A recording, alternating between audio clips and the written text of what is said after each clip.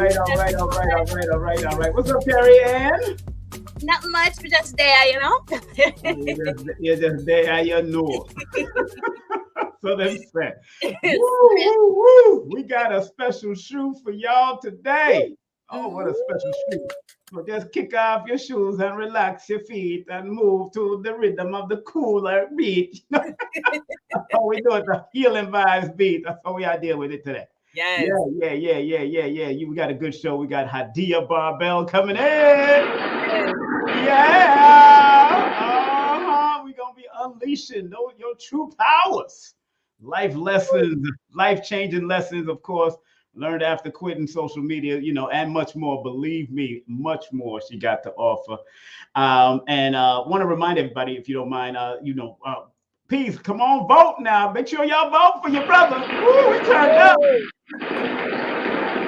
Make sure y'all vote for your brother King Simon, of course, for the Conscious Awards, the Forbidden Knowledge Conscious Awards. That's right. Happening April 2nd all the way to the 4th. So make sure y'all vote. I'm in the running in the category television host. So, Regina Meredith is running. Jimmy Church is also in the run-up. Nick Pope is also in the run-up, and Brad Olson. So we're going to be doing what we got to do to make it happen. So I'm excited. And how was your weekend with what you had to do with winning your award, my dear? How was that? It was amazing. It was really, really fun. And really, it's always interesting, or for me, to be doing something, so vehemently with your heart. And when you're recognized, it's like, it's a shock, but it's also like, oh, thank you. It gives you this warm feeling inside where you feel validated, even though you weren't doing it for that, right. To be like, somebody recognized that I am doing this selfless thing. So yeah, it was really, really nice. And so many wonderful people were honored. So many wonderful women were honored. So it was beautiful to be amongst them. Oh, that's good. Give him a round of applause. And I'm glad. And you said the place was packed behind the scenes. You're telling me the place was packed, huh? Oh, yeah. Yes. Oh my goodness. I'm so proud of the journey that you're on, of course, and those people that just show you love, and that's important, that people show love to each other and recognize people while they're alive. Give them roses while they're alive. Why you have to wait till we're dead? We don't want no roses when you're dead. That part. Me don't want roses when you're dead. That's something I say to my family, and I know I'm gonna outlive a lot of them, but I say I don't want to have the traditional celebratory funeral, ceremony. I don't want that. I want you to celebrate me now while I'm alive. Because all of that stuff is meaningless. It's not for me, it's for you. And if you really care about me and us, you will build memories so that you could, when I'm gone, that's what you can lay back on, versus a day or a casket that costs so much money. Why? She said, why? They just want to spend money. I don't know what's that all about, but facts. And I'm like, look at the economy, save your money. Save your money. Lord have mercy. Invest in a house or something. Right. Yeah. And if you put it in the ground, make sure it's like a bullion, like a gold bullion, like something like you're burying. Not something that's going to disintegrate. Why not? Well, this person, right now I'm so happy. And this person has been honored numerous times. And I got to say who we're about to bring on is now 8:00. Yes. And, this person we're about to bring on has been an Emmy award-winning celebrity hair designer. I've known her since she was just a little girl, man, and I was just a little teenager, and her mom and her dad. I know everybody in her family. Such a beautiful soul, and she's worked with the likes like Wendy Williams, IMAN, the model who I met years ago, man. Real Housewives. She's of Atlanta. She's helped with them. She Star Jones. She's worked with actresses like Maya, and actors like Tia Mowry and all of the twin. That's Tia Mowry. I know the twin. Yeah. So and Pepa from Salt and Pepper, the whole crew. I know Pep. Pep is something else. Big up to Pep and the crew. But she's even more passionate about helping women empower themselves and heal in multiple ways. And I've seen her journey since she was young, seen what she's gone through, and also remember, family, she's not only a spiritual guide, a hair designer, and transforming lives through spirit. You could also hit her up at Hadiiya Barbel at Instagram. She's the founder of the Goddess Glow Up, of course, the creative director of Arena, New York, NYC. And also you can hit her up at Facebook at Hadiiya Barbel. We want to welcome on my platform for the first time, I'm surprised, my dear friend, the one, the only, Hadiiya Barbel. Hi. How's it going? All is well. All is well. Always. You know how we do. Salute. Salute. Oh, Hadiiya, welcome. And this is Kerry-Ann Ingram of me, from Toronto, Canada. Yes, a pleasure to you as well. You as well. As beautiful as she's always been, she was a child. She was just that go-getter, man. Since she was young, she was just that go-getter. That quirky type, that weird energy when we was younger. You know, y'all have this weird energy. I'm still the weird energy now. Yeah, me too. Tell you the truth. Yes. I'm still the smiler. You remember I used to smile all the time. I ain't stopped smiling. I could care less now. Yep, you still smile in the same way. Yep. I mean, I've known since I was 12 years old. 12 years old. 12. Yeah, we go back younger. Well, yeah, well, that's amazing. I know your mother and them from when I was like 16, 17. So you around 10 around that time. Wow, even younger. Yeah, back in Fordham Road days, over there in front of Alexander's. Remember, I was in front of Alexander's back in the day, and RKO movie theater. Don't be telling my age. Don't be telling. That's a couple of decades ago. Hey, Hadiiya, Woolworth was open. Woolworth. Oh wow, man, open. I miss those days. I don't think I miss those days. I actually don't miss those days. And I'm so happy that you was able to come on and share your wisdom, because I know you've been through a lot. You have also comrades in the business going through a lot right now. You have comrades in the business going through a lot that you grew up with and help out through a lot of ups and downs. And you've probably been in a lot of more crying sessions than most, but also a lot of more glow up sessions than most too. So I like when I watch when you post those things on Instagram, those glow up sessions, those white on white out and be it by the beach and by this. I'll be like, this girl ain't we got some stuff coming up. It's time to bring it back. We're gonna talk about that too. So I'm jonesing all the way up here. So I'm in Canada. Yes. So every time I see you do the Goddess Glow Up, I'm like, oh, I want to be. Hey, you gotta come. You gotta come to the next one. You gotta come to the next. We're gonna have a Goddess Festival. Okay. But I'll talk about that when it's time. Yes. Yes. I want to give you since you're wearing the royal purple, let me put that royal purple on. I had to put on, I got the natural hair going. I know you ain't joking. I know you ain't joking. Hadiiya, it's been a long time, and I know you've had a journey, man. And especially coming out of a family that was also part of the 5% nation back in the day of gods and earth. And we was getting knowledge since we was younger. Both of us were getting knowledge since we was younger. I started getting knowledge since I was 14, but you were born in it. You were born in it. That's a difference. A lot of people don't know that. So tell us about this journey of you doing what you're doing as far as healing yourself and going through what you learned from mom and dad and moving through this. Let's tell people about Hadiiya and her spiritual journey. Well, it's like this. Like, I really did that stuff. Let's just keep it real. Right? Yeah. I never liked it. I feel like I was pretty much forced into it. That was my feeling about it. Right. Like growing up, I was just like, oh my gosh, why do I have to have these parents? It's true. I mean, as a young lady in the 80s, going to school, in grade school, and everyone laughing at you, teasing you, and wearing, thick glasses and being like legally blind and being told that you're gonna be blind one day, and right now I'm having trouble with my eyes. So, it's like, and then on top of it, you got to go to school with a head wrap. You got to wear clothes, you had to wear 3/4 to your ankle.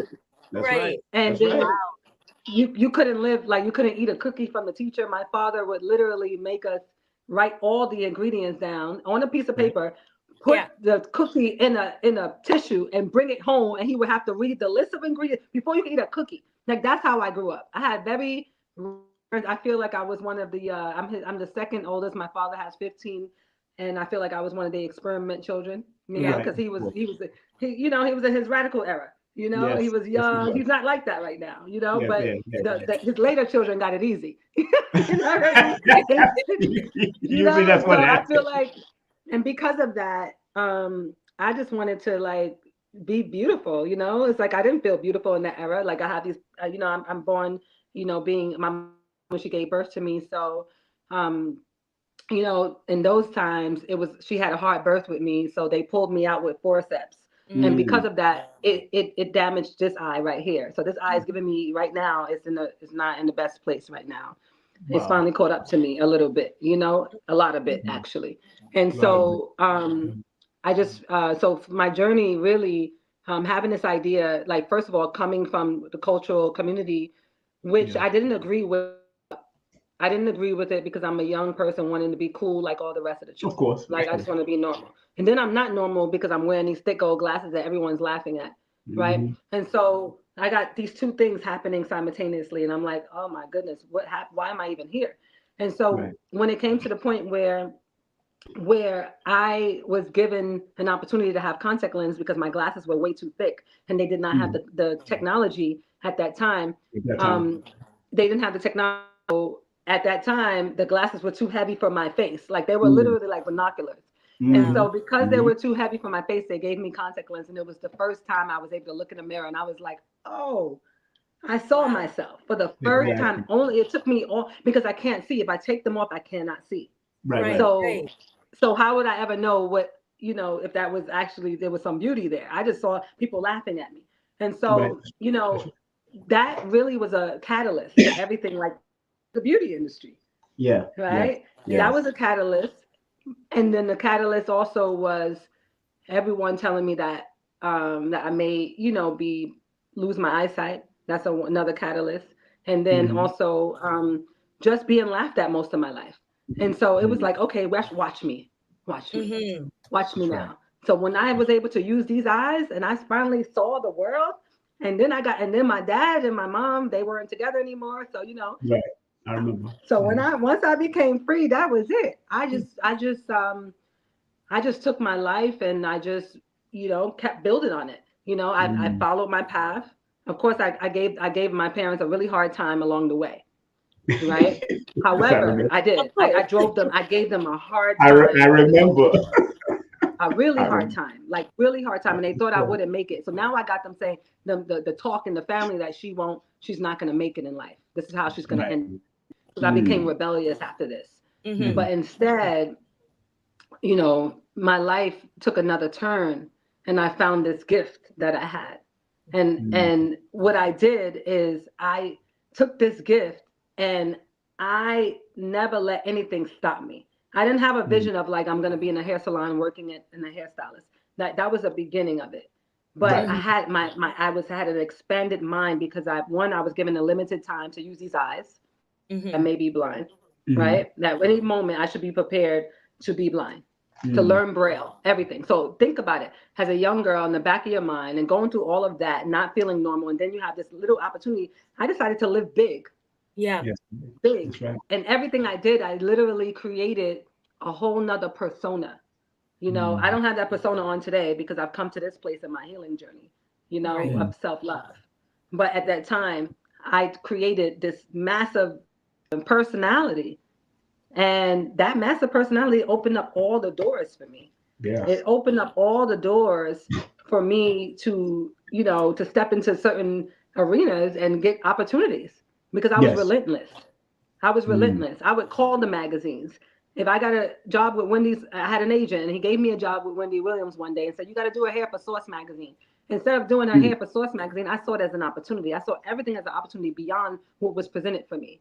Right. And I said, no, I'm not going to just do her hair. I'm going to create like another massive design like I would do for myself.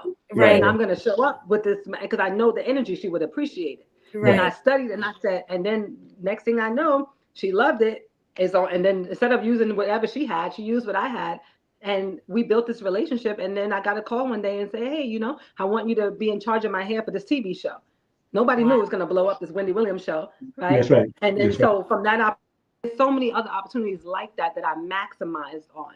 I always saw things in the maximum, never as a small level. Yes. Right. And then I became an Emmy.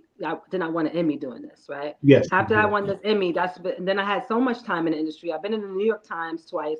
I've won many hair shows. I host hair shows. I opened up many shops. I've done great work. I work with many celebrities. I've done all of that. But there was a call to something deeper, right? Yes. I've done all of that, and I got my Emmy. Literally the same day I got the Emmy, I quit. And I went to I literally went to her, and I won the Emmy, and I said I want to have a meeting. And they was pissed. Really. They was pissed. Right. And so what propelled you? Why? Because it was just enough for me. Like the industry and I just needed to go. It was just I had the calling to go deeper. Right. And I didn't like the atmosphere. Yeah. And a lot of industry atmospheres are toxic. Right. It's not even just about her. It was just the atmosphere or the nature of it. Yeah. And I just felt, I think I was around 32, 31. And I just felt that at the age, it was a calling for me. And it was like, it was something deeper in me. And I just went to the jungle. I literally quit. And then a couple of my friends died later. And it really caused me a lot of deep pain. And it said, just go and deep level healing. And I just got called to go to Brazil.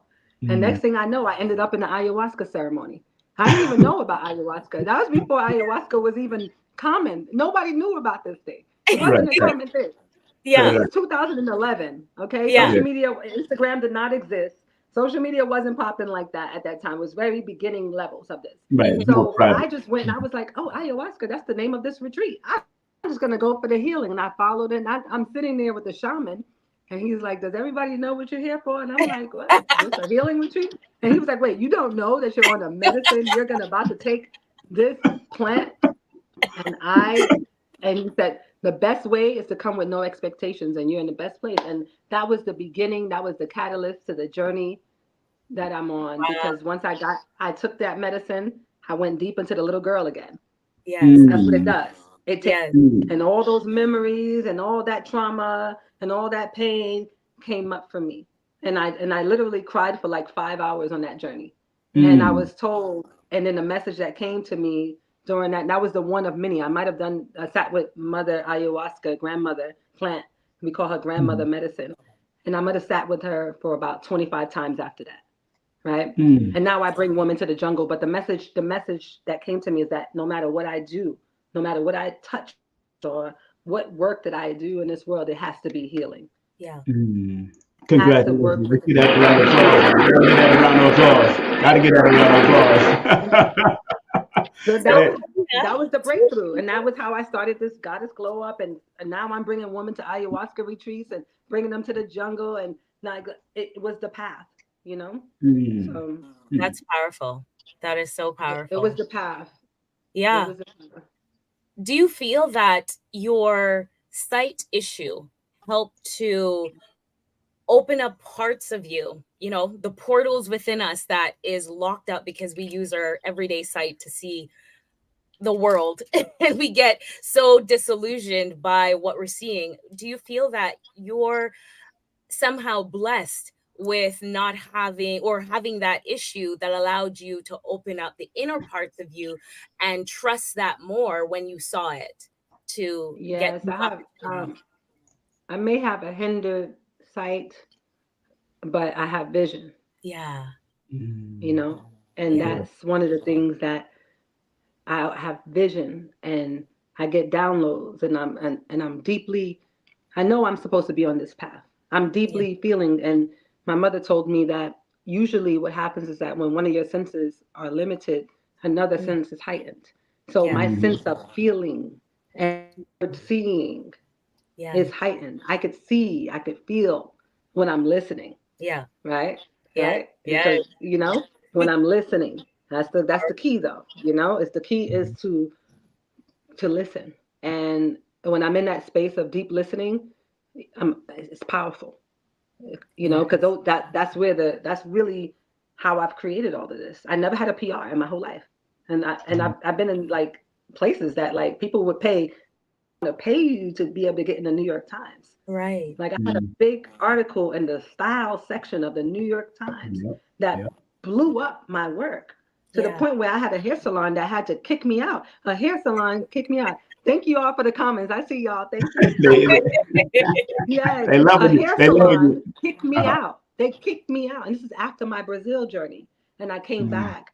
And then the woman who interviewed me for the New York Times, I just this vision one day to to create something called Crowns and Cocktails. Yeah. And that was like a sample sale in New York City for hair. And no one's done that. It was a vision one day. And I just had like 25 people on my little email list. I didn't know nothing about that back then.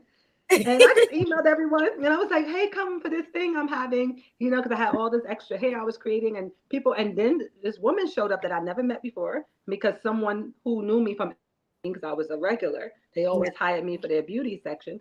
And she was an editor there, and her friend was a journalist for the New York Times. She brought her there, and she said, I'm here to interview you for the New York Times. That's how it happened. Wow. So I've always had these I never had a PR. The most I've had is an agent. And even with the agent, when they gave me opportunities, I just took the opportunities and maximized on everything because I had a vision. I don't see well. And you would think, like, how would someone like her create this whole beauty need your eyes for? And I have trained myself to like cut hair with my eyes closed. I could cut a whole just sit there and just cut. I'm like, that is right. I could just cut. I could feel. Amazing. I could cut. I could put my lipstick on with my eyes closed. I could feel. I feel everything. And the thing is, like, even like somebody like Wendy Williams, like, I know everyone's talking about, I got to start sharing some of the stories that I have with her, the positive stories, because there's a lot of info about her right now. Of course. But she would, I would create these massive hair designs. So every week she would have a different look, and that really helped to propel her show. Yeah. Because she wasn't that great on TV. She's a radio host. And she knew she wasn't that great. She wasn't. Right. At the beginning, she had a so her hair was important, because she would forget the lines and make jokes about it on TV. She's like, what am I supposed to be doing? It was funny to watch it, but her hair was talked about a lot. Yeah. So it was my responsibility to change the look that she had on radio and give her a whole, and she would let me do whatever. But I never once cut anything on her, never styled. I did everything on me. Everything. I would put the hair and I would design all her looks on my face. And all of my clients, that's what they wanted me to do. To this day, her client always says, I want what she has. So whatever I created out of my vision, it was something that people this energy and they wanted something. And you would think, I don't see well. So how am I able to do that? Right. Like because I felt vibration. And you're picking up and you are speaking that language clearer than most of us who have their full senses as turned on, so to speak. But and what's so funny, Hadiiya, I remember when I seen you that you won the Emmy, and I seen the New York Times, because I'm an adamant reader of New York Times and all that back in the day. And I remember tears coming to my eyes saying, look at this girl. I've known this girl since. And I remember the bifocals. I remember all of that from when you were. They wasn't bifocals, okay? I mean, they were not. They were thick glasses.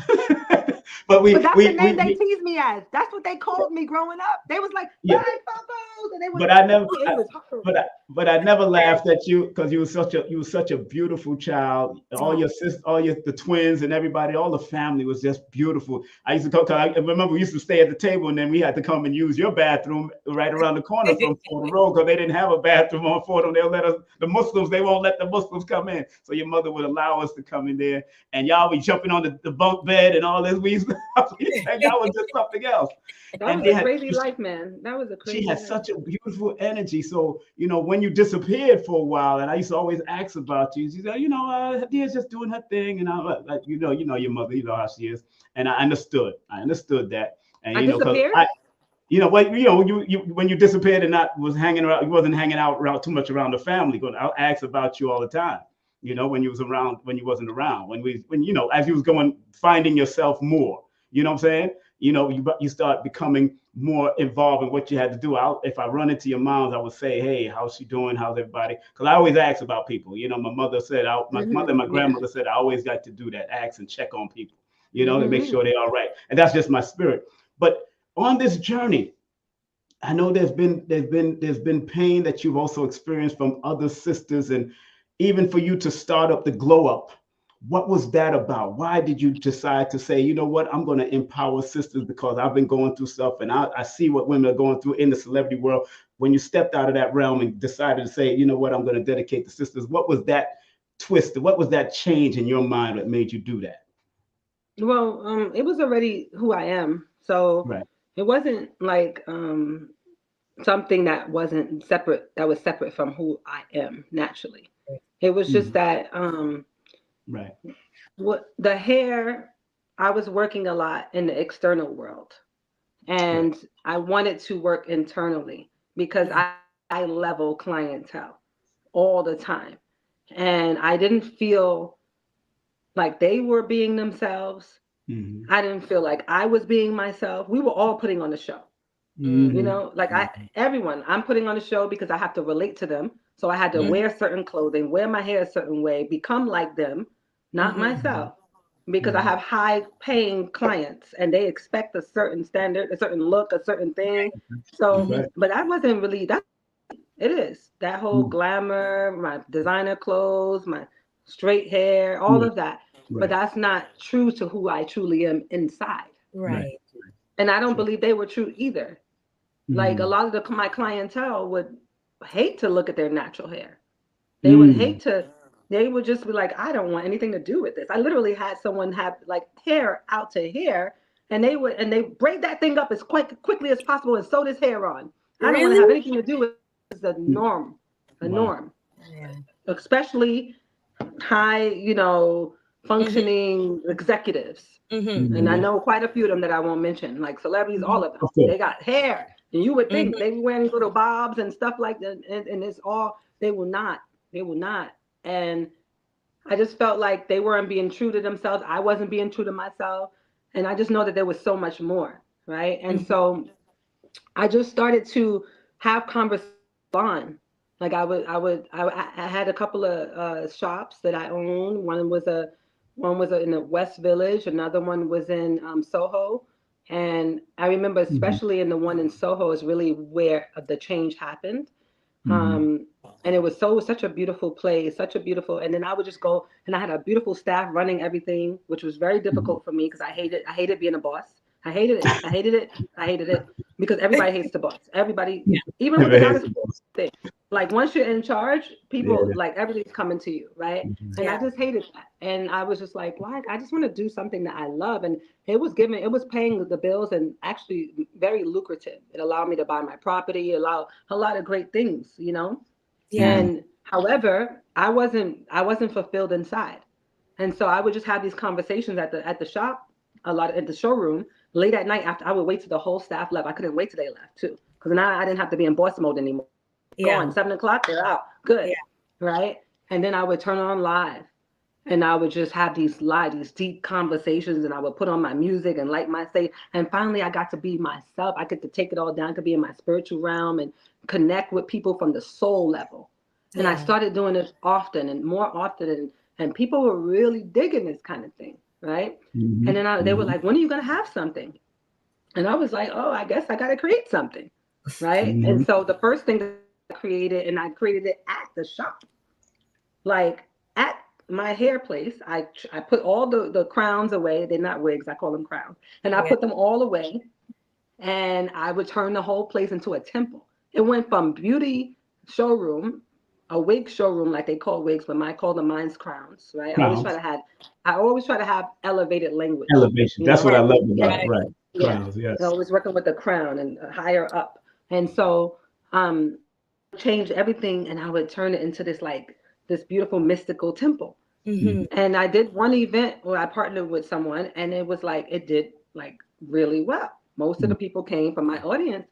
And then after that, it was just like something I decided to do. And then people started saying, well, when is the new moon? When is the full moon? When is this? You're not going to do a circle neck? And I was like, I never did it before, but let me, like, I guess. So I started learning how to create them. And I just winged it at first. And I went, and then my teachers, and then I just started winging. I was like, just come and we're going to learn about the moon and do these offerings and do it by donation. And I would do those every month, like twice a month. There'd be something for the new moon, something. And this is all while I was still running the hair business. And I would have these late night conversations. And then at one point I took a trip to Thailand, and it was so beautiful the way people were so beautiful there. Like in Thailand, the people are so beautiful. Their hearts are open, and there was temples everywhere. Everywhere there was a temple. And I was like, wow. I was always inspired by global travels and learning from different cultures. And I just love how every business that you went in, they had like an altar. Everything was like, it was sacred. It was sacred space. Everyone treated you really nicely. And I was just inspired by that. And I was like, wow, I want to create a healing space. I want to create a healing center. And so I didn't want to open up another place. So I was just like, I would have these downloads when I came back. Like I had this calling, like create something. And then I went to sleep one day and I woke up and it said, Goddess glow up. It said glow up first. Right. And it was like, Goddess glow up. And then like I was up at 4:00 in the morning because I was still jet lagged from the time over there. And I would just be writing all I was like, okay, I'm gonna put this person in place. I'm gonna put that. And I would call them on the phone and be like, okay, we're gonna do this event. And I just created it. And I was like, I don't need to create an actual brick and mortar. I'm the center. Right? Yes. I don't need to create the healing center because I'm the healing and I'm the center. Right. So my vision was the healing for, I had a location. And so I just utilized that. And then after a while, I was just like, I don't want to do this anymore. And I mean, I left. I wanted to get out of New York City. I wanted to be around more nature. And I left and I did it in Atlanta. Then I did it and it kept growing and it was huge. And I did it in DC. And it was like, first it was 40 women, the first one. 100 women, the second one in Atlanta. Then it was almost 200 women in DC. And I was like, wow. It just kept expanding and expanding and expanding. And I was just doing it every year. And then after a while, I was like, I'm out of here. I don't need to do this anymore. And I let one of my staff members run the hair business herself. And I just went on and started and just put my energy, I would touch the hair thing a little bit, but I really just put my energy into the woman's work. Right. So from there, how did you get to the topic at hand, leaving social media? And this is really, really has a soft place with me because social media has given me such a love-hate. I have worked with it since its inception. I've had to take an entire month off and do like a silent retreat of my own where I just decompress. So when I saw that that's something that you were advocating, that you actually did, was very inspirational. So tell us how you got to that stage and what you learned from getting to that stage. Well, I mean, as you said, love, hate, right? Yeah. And I think that a lot, I think most people could agree with this. I don't even think it's like a 50-50. I think people, because it's really unnatural. Yeah. Right? It defies nature. We're not meant to be on screens like this all day. Our eyes. I even think. She was just about to get it in. Oh, there you go. My daughter was trying to call me. Trying to call me, and I told her, I'm like, look, I'm online. I already told her I'm on the show. Like, she's gonna keep trying too. I hope she stops. So I really hope that she doesn't do it again because she has a habit of she'll keep going and going. You want to text her real quick and let her know? You want to text and come back? Let me do that. Hold on. Go ahead. Okay, we'll put you backstage. Trust me. We'll put you backstage until you're ready. Go ahead. Do your thing. We gotta put her backstage. We're gonna put her backstage real quick until she get her daughter right. You know how children are, family. Children be wanting to get in with the parents. So let her text her and great conversation so far, family. Please like, subscribe, comment, and share with at least 5 or more people. We have the great Hadiiya Barbel in the building. spiritual guide, hair designer, celebrity hair designer. Let me make that clear. Transforming lives through spirit.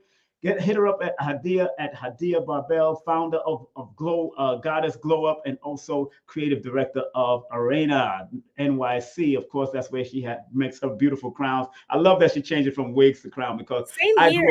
I grew up with people with wigs. They used to have it on this little boy and all kind of and it just looks a little awkward. I hear wigs, I think of my grandma, you know? Yeah, exactly. That's what grandmother used to have a wig.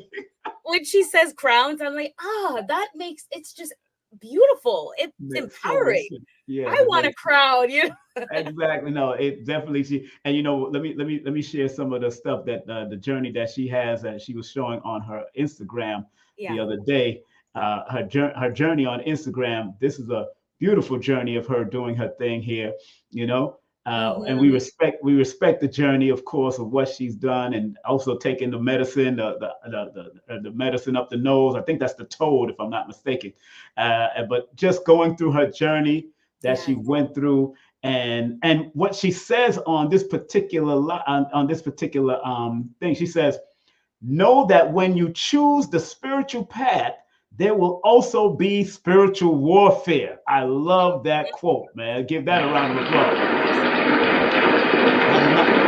Because you're right, there is spiritual warfare. Say it again. That's the balance. Yes, that is the balance. And she goes on to say, when you choose to follow your calling as one who helps others heal themselves, you will be tested. Yeah. Yes, there is always a test. So I'm waiting for her to come back. I think she's still in the dark right now. When she turns on that camera, we'll come back and deal with her. But this is her Instagram, and she's showing her brief journey. And like I said, I've known her since she was a young child at that time. But now she's all grown up doing what she got to do. I'm so proud of her journey and her life experience. My goodness, the things that she went through, and the people that she's met, and she's just being herself, glowed up, doing her thing. Many people she has helped and influenced in a positive way to heal and to come home to self, because what she was talking about with the industry and that energy that makes you feel really disconnected, and it makes you feel fake because you have to put forward a persona to fit in, and that's draining. That's very draining. So the fact that she stepped out of the box and created this for herself to free herself, and then did it also expanded to help other women is just so powerful. Yes, and we got to give that a round of applause, of course. We're still waiting for her to come back. She's there she is. I'm gonna bring her back. We had to show some stuff here. We had to show some of your Instagram, girl. all the glorious stuff that you're doing. Yeah, that was that video was like, that video was a big thing for me to. I heard everything while I was in the background handling my daughter. I'm so happy that came up. Yeah, that video was a big thing, me showing that journey, right? Of ghosting Instagram, ghosting IG to work on me. That's the thing, right? I ghosted I ghosted IG to work on me. Yeah. And it's interesting enough that my daughter is calling me because I'm like, I'm on a show, and she's like, she's like shaking my head like she's upset because I'm on the show. And so that's the thing. Like, all of this comes with a price too, right? Yeah. And I just feel like I have given so much to the world. Right. And I have children. Yeah. And they have grown, they have shared me with the world since birth, pretty much. Yeah. My daughter, specifically my daughter. My sons, it was a little different because, that was when I was married to their father. But my daughter, so they had some time together with parents and together, and they had a different life. But my daughter, she came at the time where I was breaking up with her father, and she was born at that time, literally born when I literally like gave birth to her, and I was just like, I'm done. Like, while like she was in the hospital, it was that kind of thing. So she never, so she came at a time where I was at the height of my career. She wasn't planned, and so and we were already not on good terms. We might have just had a good moment, and she was conceived. You see what I'm saying? And so, and due to that, she just kind of like, she had to share a lot of me. And I did, let me fix my camera. I did my best. There you go. With adding her into all of, like, she was at every event that I did, from the hair to she's always was with me. But did she have my full attention? No. Okay. And so what I noticed is, like, as she gave with this stuff. She from a teenage year, in her teenage years, she gave a really hard time. She gave me a really hard time. And, you know, I had to really take a look at this and say, okay, usually when a child is giving a hard time, it's because they need attention. Yeah. You know, and she did some crazy things too. And so I decided that in my spiritual awareness and my growth, I decided that it was time, that she had one more year left in school. She was living with her dad for a few years. And, you know, it was that last year, I was like, this is a great opportunity to give her, you know, what she needs. Yeah. She lived with her dad. So I was living in Miami. So I wasn't with her all the time. She was mostly with her dad. And we spoke about that too. We spoke on the phone about that. You was heading to New York from Miami. Yeah, and I did not want to come to New York. Yeah, you did tell me that. Yeah. But this is a sacrifice that she finally came back around and was like, hey, can you come back? I want to be with you. And I said, okay, so this is an opportunity for me to give her anything that I haven't given her, because she's always, I mean, think about it.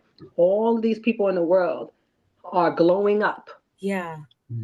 They're receiving all my energy from my beauty business. So she would come after school, and after school she's doing homework at the shop. You know, she's always in it. You know, she's watched me like be popular online, and everyone's like, Hadiiya Barbel, Hadiiya, and then, you know, it's a different thing for a child when the parents are in the light and they're serving, they're in a place of service.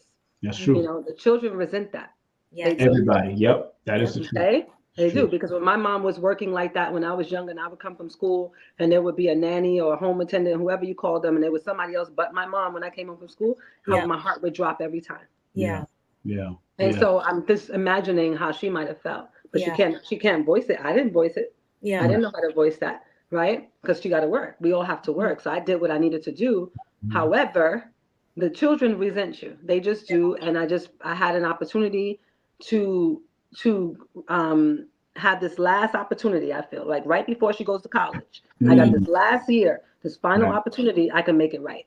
And I feel like I couldn't see it because I'm in my work. I'm in my work. I'm providing. I'm you know, I'm a single mother. You understand what I'm saying? Absolutely. But especially when the work with the woman, that's really when it got bad. She really got she wasn't too happy about it. She didn't voice it, but her actions showed it. Right. You know? And so it pretty much made her feel like I chose people over her. Yeah. Other people over her, strangers over her. And they're getting healed, right? But it has my, you know, your work, you're all in your work, right? Especially your work that requires your full attention and you're helping people. Though that work is a different kind of work, because I'm not a traditional parent. I'm not someone who just comes from 9 to 5. I'm over in retreats, I'm traveling, I'm moving around, my work is spreading, and people are like, you know, they're receiving this, and she's feeling like she's not, right? And so I had to take time off. I'm like, no, if it was the main reason, it's several reasons why. It wasn't just not the only one, but that's a big part of it. Yeah. That's a big part of it, because I wanted to see what the difference is, you know, to be a full-time mother. And I put my work on hold. I stopped working, and it's very little, and gave her and ushering her through this transition. And it was hard at first, but now we have the best relationship that we've ever had. Wow. Right now. And I have a lot of footage I'm about to start releasing around this. Yeah. We have and she's on an interview talking about it. Yeah. Talking about the journey, talking about the guys club. It's really nice to hear her articulate how she's watched it grow, the journey, and, you know, but she needed my attention. Right. And so I needed my attention.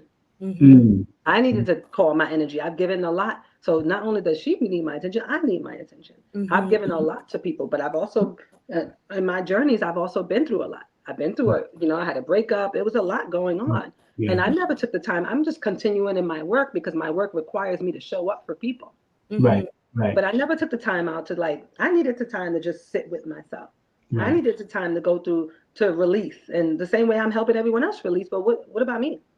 Right, right, right, right, right. Yeah, and what you said, all that. I still got to show you love for your connection with your daughter. Again, give her a round of applause for what she's doing. And I've heard it from so many people. I myself have gone through it just by being part of movements and all that kind of stuff. Minister Farrakhan has spoken about it. Betty Shabazz has spoken about it.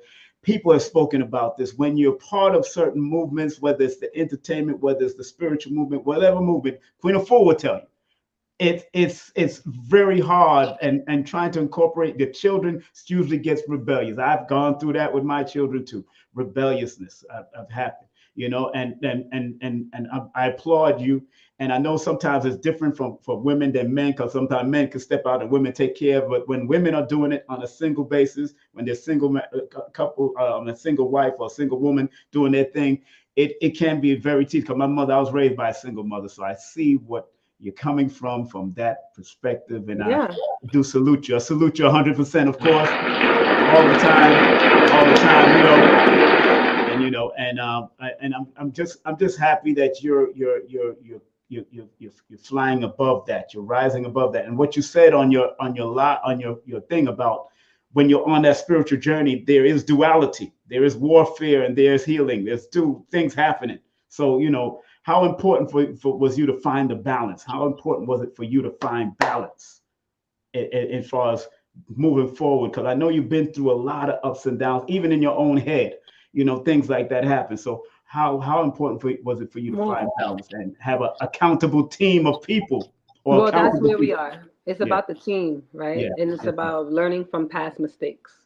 Right. That's what that's what I'm going to say. It's really like doing an assessment, and it's doing an evaluation, right? An evaluation, and it's really looking at looking at patterns, right? And then seeing, okay, this has caused this. This has caused this.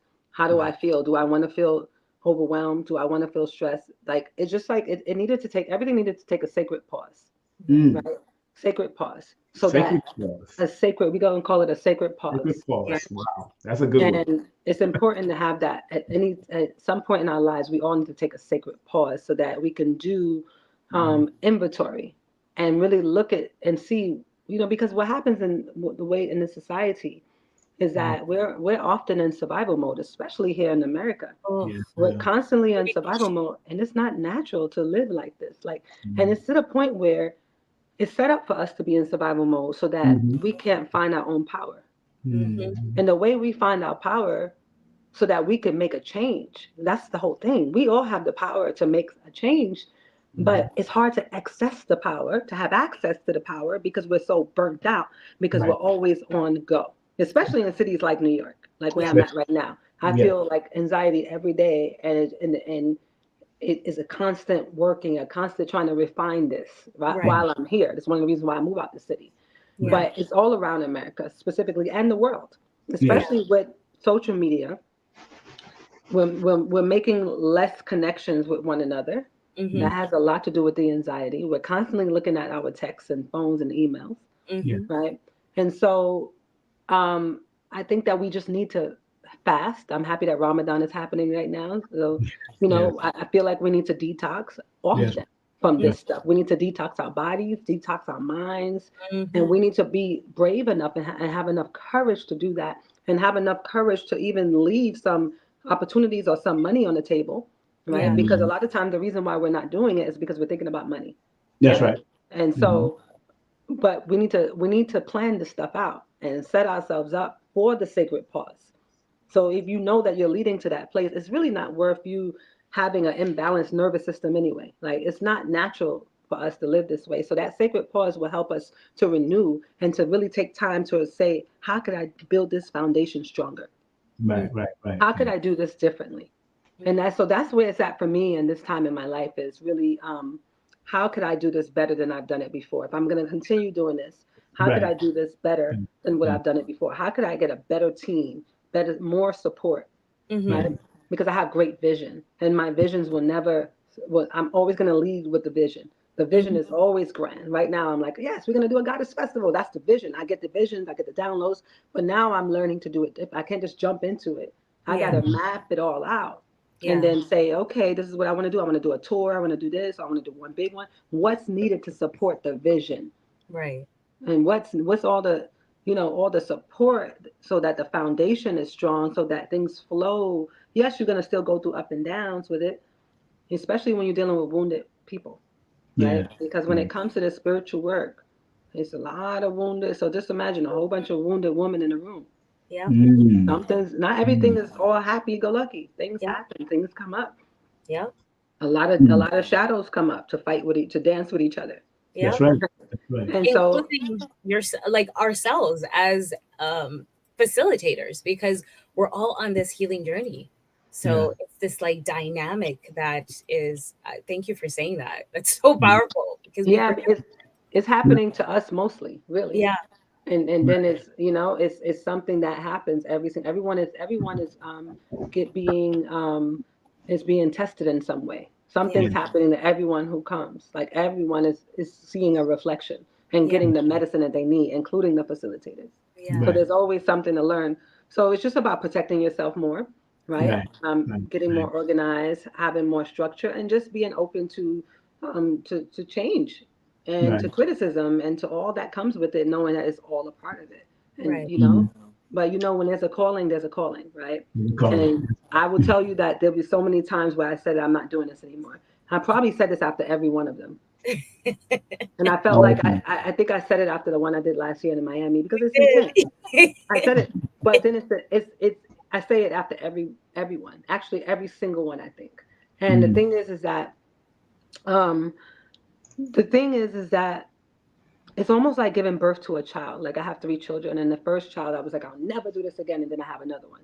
You know why? Because when the labor pain, right? The pain it's really the labor. It's not even just the pregnancy. The pregnancy is one thing, and then you might feel like that, but when that labor hits you, that's when you really feel like, oh, why? I remember sitting in the delivery room, and I was just like, how did I get here? Like, I really said this. I was like looking at the window, like I could just end this. I could just that's how it feels. It feels like I'm done. But it's too painful. And then when the baby comes out and that baby, and you hold that beautiful baby in your hands, you forget all about the pain. You see an extension of you now. It's like, wow, look at this beautiful thing. Yeah. Now I know you got to go and work out. I don't want to hold you. I want to make sure Kerry has at least one more question, because I know. Ask your question, because I talk a lot, as you can. I know. I told her that before we got there. You won't even get a chance to interview me. I just take it. Listen, the thing is, when I used to work, when I was 20 years old, there was a woman who owned a salon, one of the greatest salons that I worked at, that really was a catalyst for my career. It was called Black Roots back in those days. Oh yeah, Black Roots. I remember Black Roots. Yeah. Yes. So they said this is such a powerful experience watching this. Oh, good. I need to see the replay. Okay, so and thank you so much. And so I went there. I was 20, and I was pregnant with my first child. I was only 4 months pregnant, so I was hiding it because I wanted to get the job, and I didn't want them to like discriminate. And so the woman said to me, she said, "This is the first interview that I had, the first job interview where someone literally took over the whole interview." They interviewed you for the job, but instead I ended up interviewing her. Interviewing them, yeah. And I was 20 years old. And you got the job, didn't you? Of course. Yeah. Of course, exactly. Right. Black Roots was that place, man. That was the place. I miss that era, man. Man, wish we had those times again. Hey, you remember Zoe? The hairstyles, the Jamaican one. I think so. Near Moshood. He used to be right near Moshood. Jamaican. He was gay, but he was one of the roughest gay men that if you came and did any disrespectful thing in his shop, he'll pick up a Guinness bottle and beat your ass. Oh, he was right next door to Moshood? He was right up the block from Moshood, right there at that corner, right at those. Yeah, I know that one. He had the lock. Yeah, right over there. Yeah, because remember you had Brenda Brunson up the block, and then you had women's four women's circle, Oh, I you had miss all those days. Those I were met the days. yeah, because Erica Oh Badu, man. Erica and everybody was around there then. Erica Oh Badu, yes. Spike was out more, Spike Lee was out more. So we was all out there back in the day doing the And I fashion met show. her out there, Erica. Yeah, I that's was where I met pregnant with. her. Yep, she was standing right outside the C train at Broadway. What's that stop right there? That's right over there at Fulton Lafayette Street. Avenue. Fulton And she Street. was, yep, right there Yeah. by that little Yeah. triangle. But that's And where guess her what? sister lived. Her sister lived upstairs. So And that's then where, yeah. I manifested her, and now she's one of my clients Yeah. and my good sisters. And I met her Yes, and I was yes. 20. That's And then 20 years, like Yeah. 15 years later, she became one of my. Ain't that deep? Ain't that deep? I met her and Andre over there. I met her and Andre at that time. They was together. I met her and Andre over there at Moshood, and we spoke. And she said, "I love your smile, King Simon." I said, "Oh, I love your smile too." Those were But the days. I miss those days. I really. yeah, I miss those days. You walk up them blocks and see anybody up to them times. Those were the times in Brooklyn. I'm telling you. Yeah, Those, 90s was something else, man. 90s it was was something else. good. But any last questions, Kerry? Because I don't want to keep her. She wants to get to her workout. I want to make sure she Yeah, I'm all gonna right. go do some yoga. Yes, yes. nice. Yeah, so give me a last question, please, Kerry. Go ahead, Kerry-Ann. So I had two questions. Okay, do you think? When you were talking about after every event, how you're like, you feel just like that's it. This is my last one, and it's a lot. So you feel burnt out, and you put a lot of your energy into it. Do you take sacred pauses to replenish your energy? And if you do, what does that look like? Well, one of the reasons why I always say it's the last one is really because it's an emotional. It touches my emotions more than anything. Like it's always something that comes up, and when you're working with a lot of women, sometimes you take on their energy as well. Well, actually, most of the all the time. When you work, when you put a whole bunch of women together and you're holding space, like it's really interesting what happens inside of your own body, inside of your womb, and it takes time to bring yourself back to a balance. Or there might be some conflict somewhere. There's always some sort of, most of the time there's at least one or somebody or something or some little catty stuff. There's always something. You would think in the spiritual world it wasn't true, but it is, right?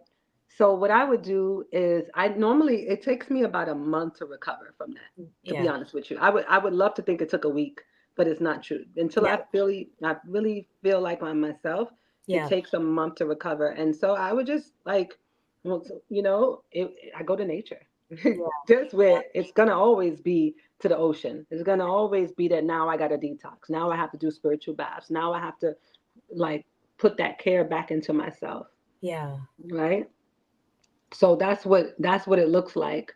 And then, I just need to like, I take a trip or something. I always have to I need nurturing. Like I feel like I got beat up a little bit. Yeah. I do. Like that's the honest truth. Like people won't talk about it like this, but it's exactly what happens. And that's the exact analogy. You do. Your spirit and your soul was putting out so much. Giving. Of course. It's like, it's about me now. So I totally understand that. And it would take me a moment before I could even look at the videos. That's the interesting thing about it. Yeah. Like it would take a moment before me to, like, I would have to disconnect from it.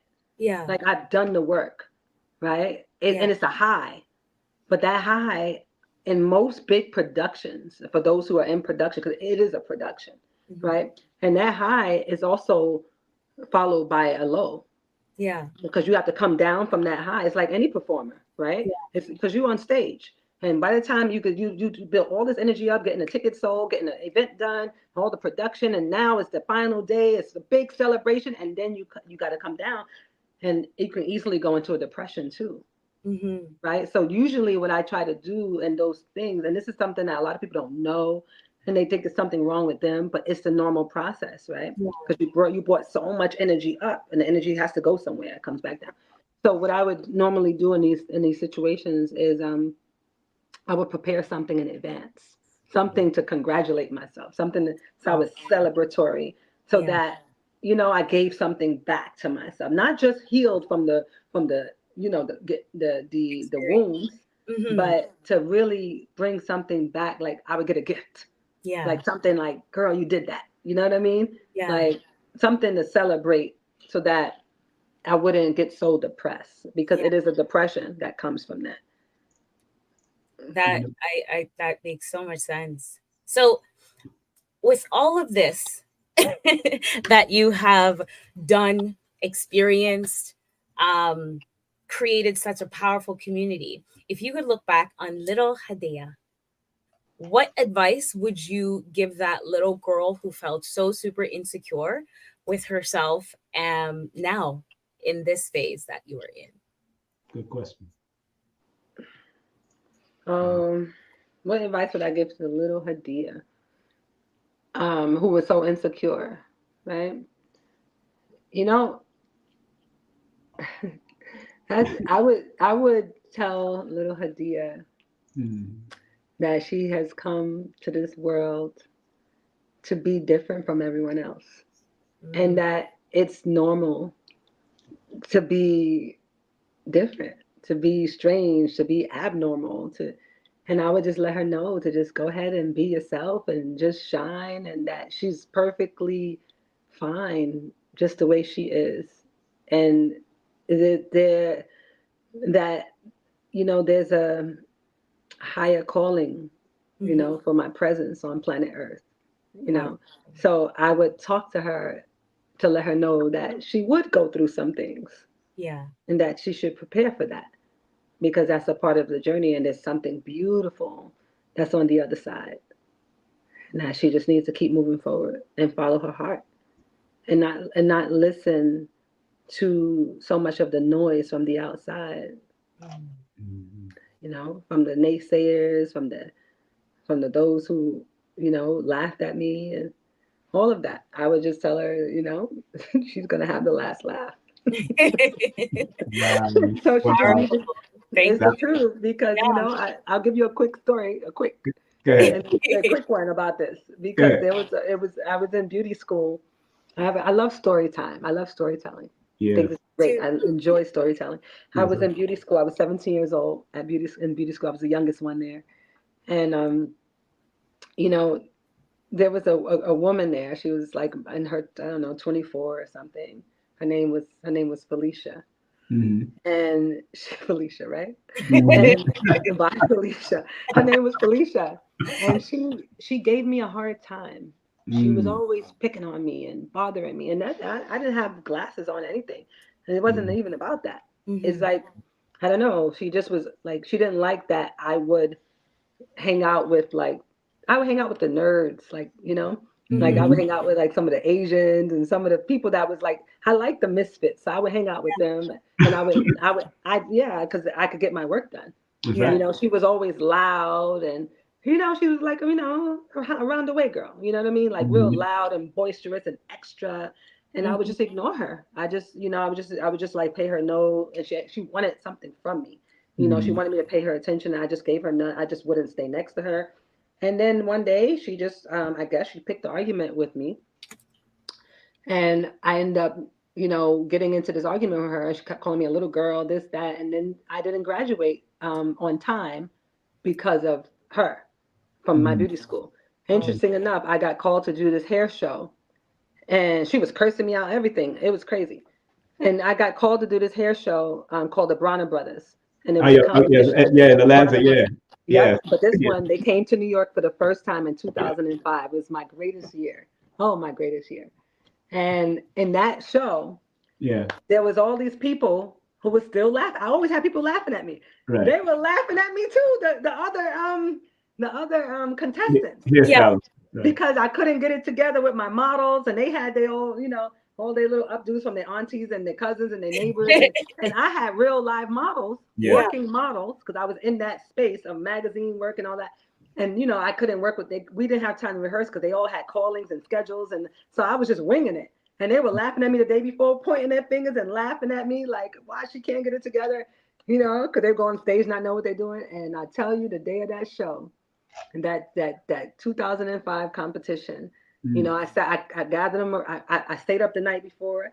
I prepared 25 hair designs, wigs at the time that I created into crowns. Yeah. And I painted them with my hands. I never slept. I went and bought the outfits, designed them, and I had high level makeup artists with me on my, because I came from the editorial world. They were doing stuff from their aunties, and I was like, okay, y'all could laugh at me, it's fine. And we only were required to do 3 looks. I created 25 of them because what I did is I had the models kept coming out with different looks. I was blowing that judge's mind because they thought it was only 4, and they just kept going behind the scenes. My people were putting different looks on them, and I was cutting hair on the stage. And I tell you, I blew their minds. And by the time they called for the winner, they said no other than Hadiiya Barbel. And I tell you, all those people were laughing at me. You should have saw their faces on stage. Felicia happened to be in the audience. What? And that girl jumped on the stage. I have it to this day. And she was in all my photos trying to get shine. Yes, girl. Yes, doing all this, the drunk. And you said bye, Felicia. On the stage, and she's all like she was in every photo. I was so mad when I got those photos back. And she was on the stage drunk, cheering for me. And well, I mean, yes, the same girl. Yes. And so those people were laughing at me. She was laughing at me, but I had the last laugh. You had the last laugh. And they bought that check and that belt, because it was a competition. They had that big old warrior belt. I gotta go look for those pictures. I gotta tell this story. And I had a big $10,000 check, and I was just smiling and smiling. And you should have. Their faces, their eyebrows were down. They were angry, Wow. And so. What a beautiful story. Because I felt in my spirit, I did the spiritual work. That's what I'm trying to say. It always was with me. And right before we got on that stage, I took them all in a circle and we did a prayer. We spoke life. And I worked with them as a unit, and I gathered all our energy together, and we won. We won it. With no rehearsals. No, none of it. Wow. I just gathered the energy and I just dropped in and I said, let's do this. We got this. And I love that you said we. Exactly. We won because you gathered the energy, you created a cohesive unit. That's so powerful. So I was always hosting circles and always doing the energy work. It was always happening. That's the whole point I'm trying to say. Like, this was spiritual work, even when I was working with the beauty. It was always spiritual work. And it was always a spiritual warfare because I always had to fight against people coming against me. And I still do to this day.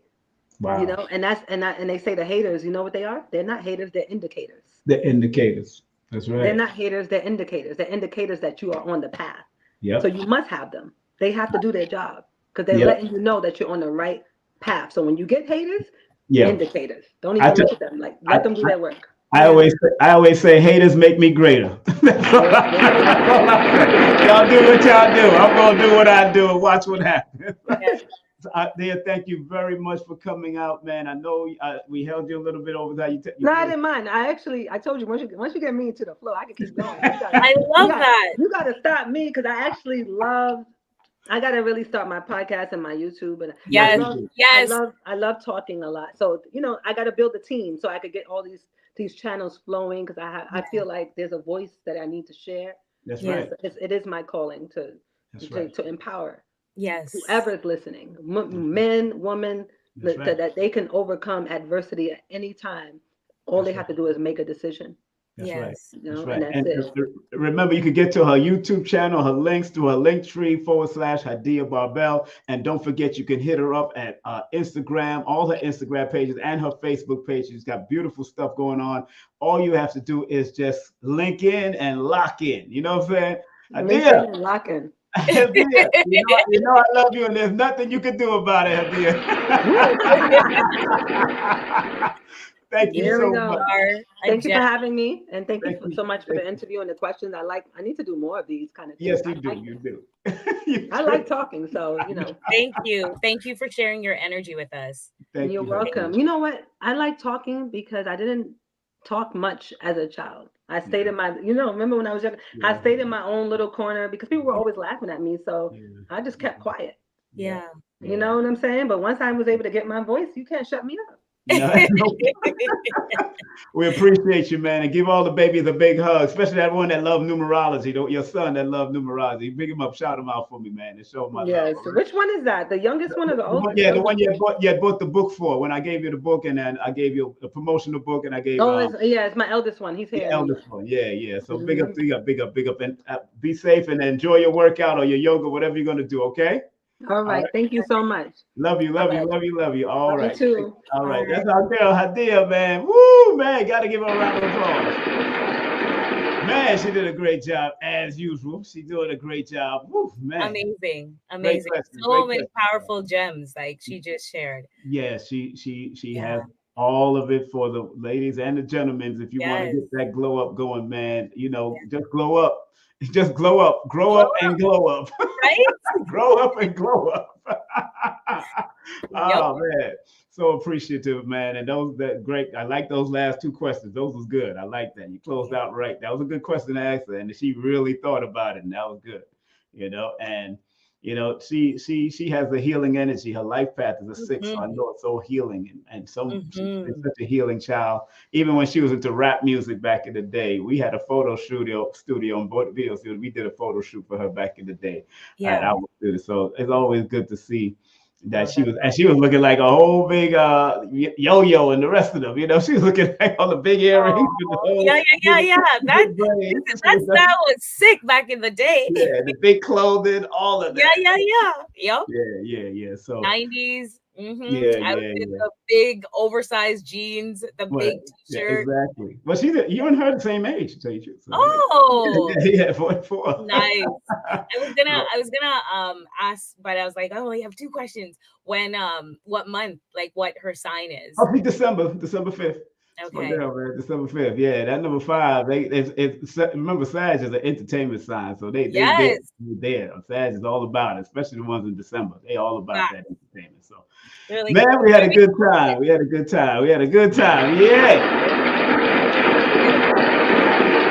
Good to see her. Good to hear her journey as you. This first time I probably really listened to her journey, other than she's on Instagram doing what she do. Yeah. And I know she got a lot going on. So you gotta respect the grind. You gotta respect the grind. Man. And for taking a slot out of the busyness to sit with us. Yes. So she was definitely about to go do a workout, and she said, "Wait a minute, I gotta do this with her." Right, and as she was just sharing with us, putting the energy back on self is really important for her right now. So yes, I like that sacred pause. Yeah, I like that sacred pause. I'm gonna have to break down the numbers to that. sacred pause. That's really, because sometimes you do have to take that pause. Yeah. So I understand. So I'm a queen at pause. Exactly. You're the queen of it. I am a queen of pause. I remember when I first started to take my month off from the world and I took a vow of silence for a whole month. People thought I was insane. And then as we moved into what we are experiencing now, people are like, "Oh my God, that's amazing." Best thing you ever did, right? And continue to do. Oh man, that was good. Well, thank you very so much. Thank you so very much. Family, make sure y'all tune into us every Wednesday right here on the Healing Vibes. Yeah, let's get that around of applause. We just had the fabulous Hadiiya Barbel. She did a great job. Make sure you support her on all social media. Man, this coming Sunday, I got World of Girls, a female R&B reggae group coming in. You let me know if you ain't doing nothing. You want to come in and hang these girls, because they went through some battles in this male-dominated reggae world for a long time. But I've seen they climbing up and doing their thing. And then I got Are they in Jamaica or here? Matter of fact, one of them live in Canada, so they're all between Montreal, Jamaica, and America. So they all, all of them from those different places. So I can't wait to have them on, man. I used to and got a story with them, because they very much helped me out back in the day, so with my career when I was singing and all that. So just and the lead, one of the singers, she's born the same day I'm born, the same year. I'm haunted. So that was so interesting that, we still had that energy and that vibe since we was young in the high school days, and we used to do what we had to do. I've been performing since high school, so I know what it is, Right. But we didn't even set up nothing for next Wednesday. We need to find somebody for next Wednesday. Well, me and you probably just come on and do what we got to do, if you want to. It's up to you. We can have some fun with the people and the humans and humanity and all that. And then on the 24th, I got Jackie Braden coming in. She's a nationwide direct lender, Voltage Mortgage, and she deals with life and health broker. And she is also a Voltage Financial Service, and she's a published author. So she'll be coming in. Man, got a lot going on, my dear. My beautiful sister, thank you very much. I hope Toronto is treating you good. Yes, indeed. Thank you as well. And congratulations on the awards that you won over there and the whole certification that you did receive from them. And the Toronto government. That's big. That's big. Give that a round of applause. And have a wonderful evening, my dear. Thank you. Right. You as well. Bye, everyone. Be blessed. I appreciate y'all. Y'all take care of yourself. All right. We out of here. Peace and love. That's right. Take care and we'll talk. All right. Peace. Content disclaimer. The views, comments, and opinions expressed by guest speakers or authors on this YouTube channel do not necessarily reflect or represent the views and opinions held by this channel's broadcasters and its sponsors. Parental guidance is advised. Copyright disclaimer under Section 107 of Copyright Act of 1976. Allowance is made for fair use for purposes such as criticism, comments, news reporting, teachers, scholarship, education, and research. For fair use is a use permitted by copyright statute that might otherwise be infringed. King Simon, I love him. He's family, and he has one of the top shows on the Forbidden Knowledge TV network, actually. That's right. So make sure you guys check that out if you haven't. Yeah, his show is called... it was really based on numerovation. It's a numerology show, and it's called How to Calculate Your Destiny. Yes. By King Simon. He's the host of the show. The show has done so well, we're now getting ready to start working on filming season 2. All right, so King Simon, one of the top shows on Forbidden Knowledge TV, streaming TV platform. The legend Professor James Smalls will be coming to Atlanta, Georgia, April 6th and April 7th with special guests Destiny Pendarvis and Tassili Ma'at. Text me now at 347-496-1022, or you can go to my Linktree at Linktree/King Simon the Numerator. The one, the only Professor James Smalls, as you've seen him on Hidden Colors and all the other documentaries. You want to be there April 6th and April 7th, public and private event with Professor James Smalls.